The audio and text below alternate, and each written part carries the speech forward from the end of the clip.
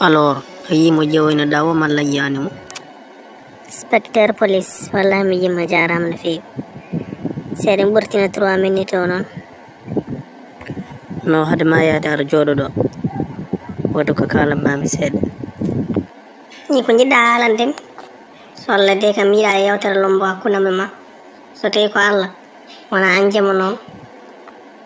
Welma metumati a arat ko jimmi haalandema ko mi haalanma ɗum par force.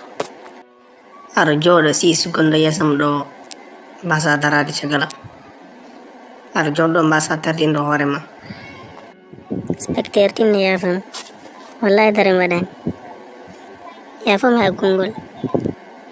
Guel gotel kalantumami oɗo darma e caméra aɗa waɗamo sabotage aɗa ama ummima galle moon salminde neɗɗo salminde ɗum sa pari kota kono gonɗa koye amde mboɗo darma.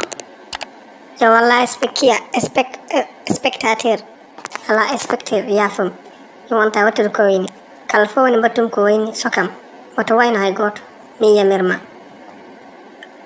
Ɗo kay yafoy ala nama neɗɗam an addi hoorema ha e nder kaso duttita gonɗa e tonje mboɗo darma e vidéo ɗo kay ka cokoteɗo tan kaso ɗum ɓenni ko on gondata e suudu wotoru so tawi kanko wawma tan yo ware.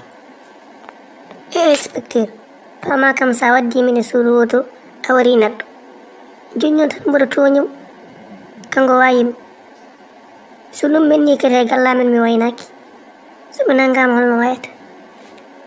hol hew kam mi wawa ɗum welma metuma ko kalmi ko ko ɗum wonata so ɗum woni so ɗum ɓennima en jol joni e oto mi nawma galle mon garten kasi.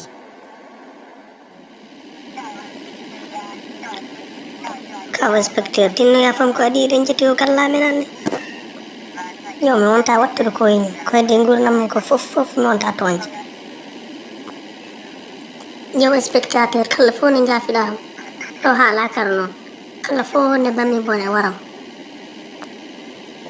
Inspecteur pama noon mi anda gallamen de mi anda fof wonde gallamen heedi.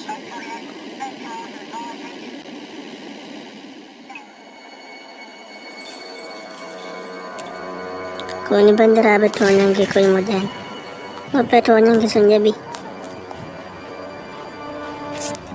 joni tan aɗari salminde joni joddana sokam ski woni ko aɗon hawni min maydi ndi tan ko ni way yawde min Ousmane sonko hooramo o ne mawni wonko annimi ha heewi ko wona on jalowomi hoorema mawnan hay bat wonan hoorema ne mawni walla en jaltinɗo joni to min kay wallahi hooramo ne mawni joni naarmi min goto wonno ɗo joni mi heeɓi jewtidiɗo non boy bul joy so tawi yalti so Allah wallimi kam a yaftama yalti ɗo e balɗe wiya min Ousmane sonko way goto woto haalam kalkalɗo haalam koko arɗo e kaso he.